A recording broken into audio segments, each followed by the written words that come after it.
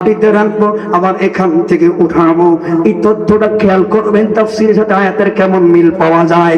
বন্ধু, দিনের বেলায় খারা দুপুর বেলায় দেখলেন একজন মহিলা কি যেন কান্দে গো, আবার হাসলো। চিরুনি একটা হাতে, ছোট্ট একটা কবর সামনে দেখা যায়। এবার বললেন সর্বনাশ রে, যাই হোক পাগল হোক যাই হোক, আমার তো উম্মত। কিরে এই মহিলা এমন করে কেন এই জায়গায়? যাইয়া ডাক দিলেন মা, ও মা গো, এই জায়গায় তো কেউ নেই গো মা, খাল লোকে গো মা, কথা কও। ওই মহিলা ঈসা নবীর দেখে বলেন পাইছি আসল আল্লাহর পয়গম্বর।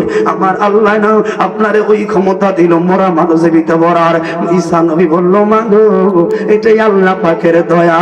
মহিলা বললেন পয়গম্বর রে, অনেক আগে রে আমার স্বামীটা মরল, সংসারে আমার 13 বছরের ছোট্ট একটা আদরের মেয়ে, আর এই বাড়ি তো কেউ নাই, ঘরেও কেউ নাই। আমার এই মেয়ে তো মায়া, ও পয়গম্বর আমার বই মায়া হইব না কেন রে? দেখলো মেরে না দেখলো মেরে, এত ভালোবাসার মেয়ে সকাল বেলায় না দেখলে কেমন লাগে? আয় তো মাত্র একটা মেয়ে, এত ভালোবাসি মেয়েরে, কিন্তু 3 মাস আগে একটা মরণ বিধি যন্ত্রণা ডুইবা গেল। আমার আল্লাহ আমার কুলটা খালি করলো। পয়গম্বর গো, এই যে গরে গো আজকে 3 মাস শুয়া রইল, সকাল বেলায় মেয়েটার কথা মনে পড়লে গো, দৌড়ায়া কবরের সামনে আয়া গো, ও পয়গম্বর আবেগী মা সন্তান হারায় আবেগ আপ্লুত হইয়া উদ্দেশ্য একটা ঈসা নবীর থেকে আদায় করবে। মা তোমার মতো বাহানা করা শুরু করলো। মা গো তো ছিজুইটা কিল্লাই গো মা জানেন না, এখন আমার এই টাইমে আমার সোনামণি চুলটায় আশ্রয় দেওয়ার সময়। ও পয়গম্বর গরিব হইতে পারি গো, কিন্তু ভালো ভালো কাপড় পরাইতাম, ডাক দিলে মার কাছে আইতো, ডাক দিলে মার কথা শুনতো। আজকে 3 মাস মার লোকে কত কয় না, মার লোকে হাসে না, জুয়া রইছে কেমন নিষ্ঠুরের মতো, উত্তরও দেয় না। এই যে কইলাম কি গো উঠোস না গো, তোর চুলগুলো আশ্রাবো শুনে না। 2টা মিনিটের লাইগা রে পয়গম্বর একটু উঠাই বিনি রে, একটা মিনিট যদি উঠাও রে, একটু দেখতাম রে আমার সোনামণি খবরে কি করে রে পয়গম্বর।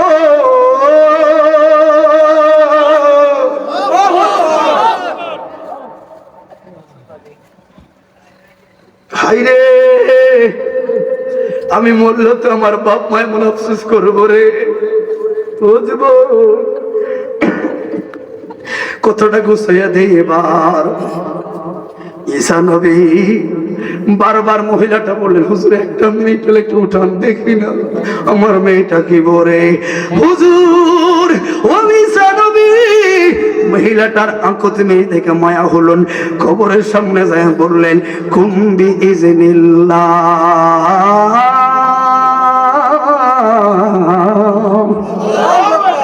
কুম্বি ইজনিল্লাহ, কুম্বি ইজনিল্লাহ।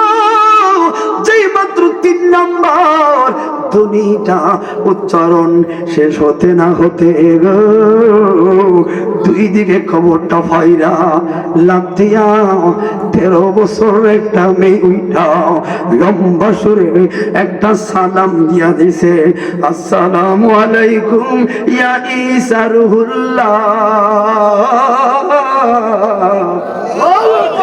আরেক কদম সামনে গেল, আরেক কদম সামনে যায় আবার বললেন আসসালামু আলাইকুম ইয়া ঈসা রুহুল্লাহ।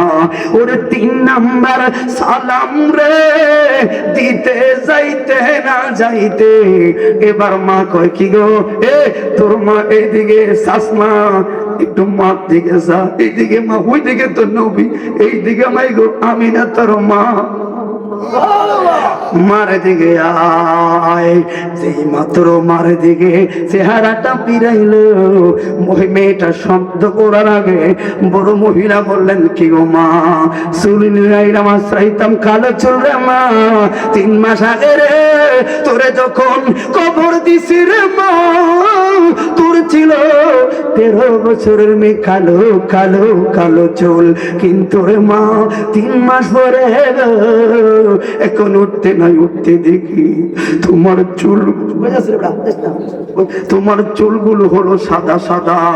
আর ইসাইলের বাবা এই চুলগুলো কালো থেকে সাদা হইল, এই তথ্যটা যদি আপনি না পাশ থেকে দিতে যাই পাগল হয়ে যাইবি বন্ধুরে। এবার মেয়েটা বললেন মা কি বলছো, কালা কালা চুলগুলো কেমনে হলো সাদা?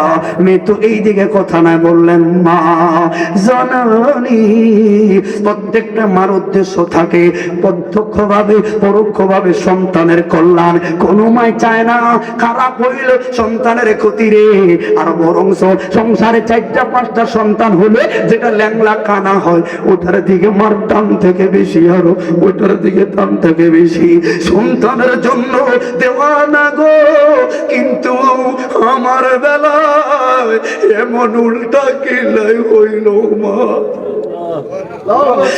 মা হয়ে আবার